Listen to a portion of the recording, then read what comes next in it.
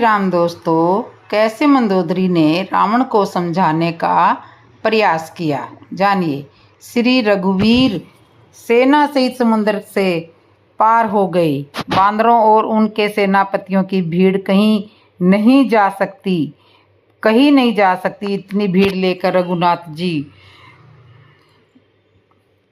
समुद्र पार हो गए। प्रभु ने समुद्र के पार डेरा डाला और सब वानरों को आज्ञा दी कि तुम जाकर सुंदर फल फूल खाओ। यह सुनते ही रीछ वानर जहां तहां दौड़ पड़े।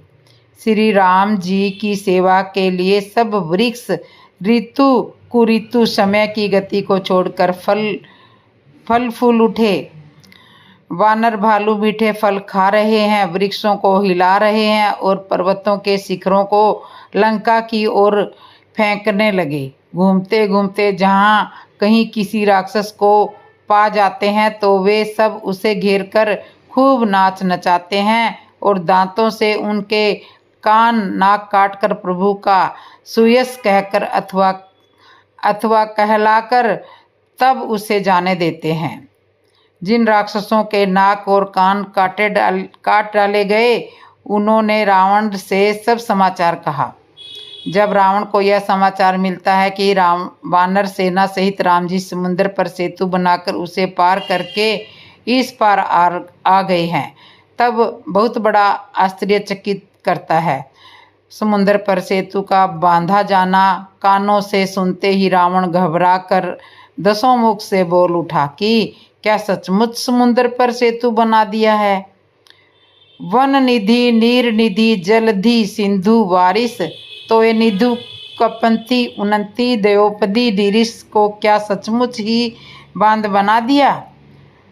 रावण बड़ा व्याकुल होकर अपने भवन में जाता है। भय को भुलाने के उद्देश्य से हंसने की चेष्टा करता है।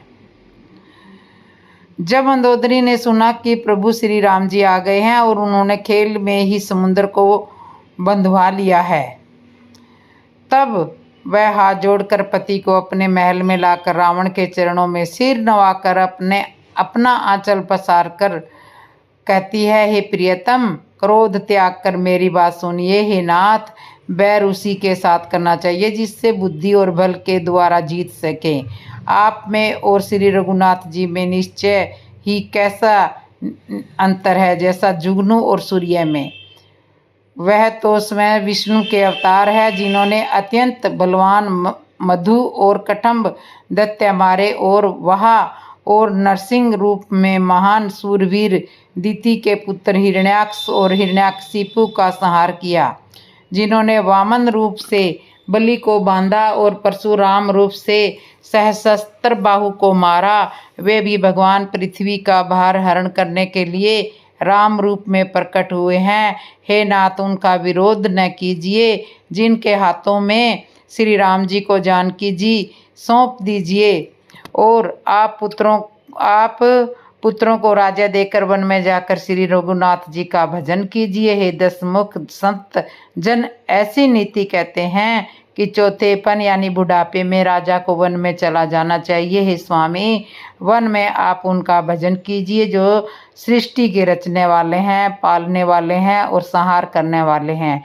ऐसा कहकर नेत्रों में जल भरकर कांपते हुए शरीर से मंदोदरी ने कहा, हे नाथ, श्री रघुनाथ जी का भजन कीजिए जिससे मेरा सुहाग अचल हो जाए। तब रावण मंदोदरी से कहने लगा, हे प्रिय, सुन, तूने व्यर्थ ही भय मान रखा है। बता तो, जगत में मेरे समान योद्धा है कौन? वरुण, कुबेर, पवन, यमराज आदि सभी दिक्पालों को तथा काल को भी मैंने अपनी भुजाओं के बल से जीत रखा है। देवता, दानव और मनुष्य सभी मेरे वंश में है। फिर तुझको यह भय किस कारण उत्पन्न हो गया? मंदोदरी ने उसे बहुत तरह से समझाया, किंतु रावण ने उसकी एक भी बात नहीं सुनी। तब रावण ने अपने मंत्रियों की एक सभा बुलाई और मंत्रियों से कहा कि अब क्या किया जाए, इस पर विचार करना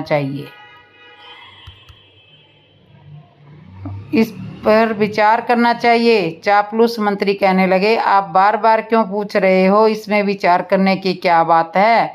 वानर भालू मनुष्य तो हमारा आहार है, हमारा भोजन है। हम इन्हें ऐसे ही चबा जाएंगे, आप चिंता न करें। महाराज रावण की सभा में रावण का पुत्र प्रहस्त, जो भगवत प्रेमी था, राम जी की महिमा जानता था, वह बोला, पिताश्री, इन मूर्ख मंत्रियों की बात पर विश्वास न कीजिए। यह सब आपके डर से आपकी झूठी प्रशंसा कर रहे हैं। इनकी बातों से पूरा नहीं पड़ेगा। प्रहस्त ने उन मंत्रियों से कहा, क्यों रे मूर्खो, जब उस एक बंदर ने आकर पूरी लंका जला गया तब तुम कहाँ गए थे? उस दिन तुमने उसे क्यों नहीं खा लिया? क्या उस दिन तुम्हें भूख नहीं लगी हुई थी, या तुम्हारा पेट खराब था? क्या तुम्हारा पेट भरा हुआ था? बेकार की बातें कर रहे हो। क्या यह सब इतना आसान है? गाल फुलाकर पागलों जैसी बातें कर रहे हो। जब एक बंदर को पकड़ नहीं पाए तो इतनी विशाल वानर सेना को कैसे पकड़ कर खा जाओगे? अपने पुत्र प्रहस्त की बातें रावण को अच्छी नहीं लगी। रावण क्रोधित होता हुआ बोला, अरे मूर्ख, यह बुद्धि तुझे किसने सिखाई? मेरे सामने दुश्मन की बड़ाई कर रहा है, बुरा कर रहा है। रावण ने उसे बड़ा बुरा भला कहा। पिता के कठोर वचन सुनकर प्रहस्त चला गया। संध्या समय रावण ने अपना मन बहलाने के लिए त्रिकुट पर्वत पर ही नाच गान का अखाड़ा जमाया, ताकि लंका वासियों को यह भय न लगे कि रावण डर गया है। लंका शिखर ऊपर अगारा, अति विचित्र तह हुई अखाड़ा। इधर श्री राम जी ने विभीषण से कहा, विभीषण जी देखो, दक्षिण दिशा में बादल घुमड़ रहे हैं और बिजली चमक रही है। विभीषण जी ने कहा, प्रभु, न तो यह बादल है और न ही बिजली चमक रही है, यह तो दिखाई दे रहा है वह रावण ने काला छत्र सिर पर धारण कर रखा है, जो बादलों का एहसास करा रहा है, और यह प्रकाश मंदोदरी के कर्णफूल का है, जो बिजली की भांति चमक रहे हैं। श्री राम जी ने जब यह जाना तब रावण का अभिमान दूर करने के लिए अपना एक बाण चलाया और उस बाण से रावण के 10 मुकुट गिरा दिए और मंदोदरी का कर्णफूल गिर गया। राम जी का वह बाण वापस तरकस में आ गया। न हवा चली, न भूकंप आया, न ही किसी ने अस्त्र शस्त्र देखे। यह रहस्य कोई नहीं जान पाया। उधर यह सब देखकर रावण के दरबार में हलचल मच गई कि बिना भूकंप, बिना आंधी तूफान से यह सब कैसे हो गया। मंदोदरी जान चुकी थी यह बहुत बड़ा अपशुगुन हुआ है। मंदोदरी ने रावण को समझाया, स्वामी, प्रभु से बैर त्याग दीजिए, राम जी को मनुष्य समझने की भूल मत कीजिए। मौत के वशीभूत हुआ रावण मंदोदरी से कहता है, तेरी बातें बड़ी रहस्य भरी है, इसे केवल मेरे जैसा ज्ञानी ही समझ सकता है। यह बातें सुनने में सुखद और भय को छुड़ाने वाली है। मंदोदरी पश्चाताप करती है कि मौत के वशीभूत होने के कारण इनकी बुद्धि में भ्रम हो गया है। सीधी बात को भी स्वामी उल्टी समझ रहे हैं। मैं समझाना क्या चाह रही हूँ और यह समझ क्या रहे हैं। इधर प्रातःकाल श्री राम जी जागे और सभी मंत्रियों को बुलाकर विचार करने लगे। तो इस तरह से भगवान राम जो है वो लंका के उस पार चले गए और मंदोदरी ने रावण को बहुत तरीके से समझाने का प्रयास किया। श्री राम जी की अयोध्या वापसी। जानिए, लंका में युद्ध समाप्त हो चुका था, रावण का अंत हो चुका था, अधर्म पर धर्म की जीत हो गई थी। लेकिन क्या सच में अंत था या एक नए युग की शुरुआत थी?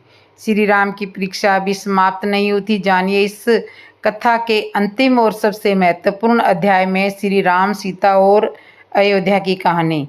रावण के निधन के बाद लंका में शोक की लहर दौड़ गई। मंदोदरी विलाप कर रही थी और लंका के नागरिक भय और निराशा में डूबे हुए थे। लेकिन तभी श्री राम ने विभीषण को आगे बढ़ाया और कहा, लंका को अब एक धर्मपरायण राजा की आवश्यकता है, जो न्याय और सत्य के मार्ग पर चले।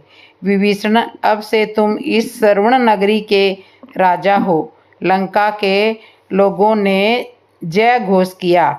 जय विभीषण महाराज की। लंका की धरती पर एक नया युग प्रारंभ हो गया। जब सीता माता को युद्ध के समाप्त होने की सूचना मिली तो वे प्रसन्न हुई, लेकिन श्री राम के सामने आने पर वे ठहर गई। श्री राम ने गंभीर स्वर से कहा, सीते, तुमने इतने दिन तक रावण की लंका में रहकर समय बिताया, इसलिए तुम्हें अपनी पवित्रता सिद्ध करनी होगी। यह सुनकर सभी अचंभित हो गए। लक्ष्मण बोले, प्रभु, माता सीता की पवित्रता पर संदेह क्यों? लेकिन श्री राम ने उत्तर दिया, मैं जानता हूँ कि मेरी सीता पवित्र है, लेकिन समाज को भी यह परिणाम चाहिए। सीता माता ने मुस्कुराकर कहा, यदि मैंने मन, वचन और कर्म से श्री राम के अतिरिक्त किसी और के बारे में नहीं सोचा, यह अग्नि मुझे कोई क्षति नहीं पहुंचा पाएगी। सीता जी अग्नि में प्रवेश कर गई। अग्निदेव प्रकट हुए और बोले, देवी सीता पूर्णतः पवित्र है। श्री राम ने सीता को अपनाया और पूरा लंका यह देखकर प्रसन्न हो गई। उस समय आ गया था अयोध्या लौटने का समय। विभीषण ने श्री राम को पुष्पक विमान अर्पित किया और कहा, प्रभु, यह विमान आपके लिए तैयार है। अब आप माता सीता, लक्ष्मण और पूरी वानर सेना के साथ अयोध्या लौट सकते हैं। श्री राम ने हनुमान जी से कहा, पवन पुत्र, तुम तुरंत अयोध्या जाओ और भरत को हमारा संदेश दो कि हम आ रहे हैं। हनुमान जी तुरंत अयोध्या की ओर उड़ चले। अयोध्या में भरत जी श्री राम जी की वापसी की प्रतीक्षा कर रहे थे। वे नंदीग्राम में बालकांड में राम के खड़ाऊ को सिंहासन पर रखकर राम काज कर रहे थे। हनुमान जी ने भरत को सूचना दी, राजकुमार भरत, आपके प्रिय भ्राता श्री राम माता सीता और लक्ष्मण के साथ अयोध्या आ रहे हैं। भरत जी प्रसन्न हो उठे और संपूर्ण अयोध्या में श्री राम के आगमन का संदेश भेज दिया। जब श्री राम का पुष्पक विमान अयोध्या पहुंचा तो पूरी नगरी दीपों से सज चुकी थी। अयोध्या वासियों ने जय घोष किया, श्री राम जी की जय। भरत, शत्रुघ्न, गुरु वशिष्ठ और माता कौशल्या ने श्री राम जी का स्वागत किया। भरत जी ने कहा, भ्राता, अब आप सिंहासन पर विराजमान हो। श्री राम ने कहा, भरत, तुमने इतने वर्ष तक धर्मपूर्वक अयोध्या का शासन किया, तुम्हारा त्याग अविस्मरणीय है। भरत जी भावुक हो उठे और श्री राम जी को राज सिंहासन पर बैठाया। गुरु वशिष्ठ जी ने विधि पूर्वक श्री राम जी का राज्याभिषेक किया। पूरी अयोध्या में आनंद का वातावरण था। वशिष्ठ मुनि ने घोषणा की, आज से अयोध्या के सम्राट श्री रामचंद्र जी हैं। सतयुग की स्थापना हो चुकी है। हनुमान, सुग्रीव, अंगद, जामवंत, विभीषण और समस्त वानर सेना ने उल्लास मनाया। इस तरह से श्री राम जी की अयोध्या वापसी होती है। श्री राम के बाद लव कुश का राज्य अभिषेक।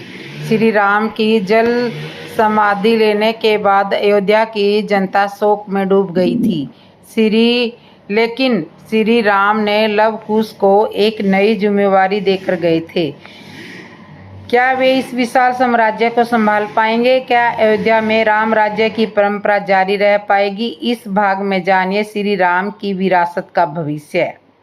जब श्री राम, भरत और शत्रुघ्न ने जल समाधि ले ली, तब अयोध्या की प्रजा विलाप करने लगी। पूरी नगरी राममय हो गई थी।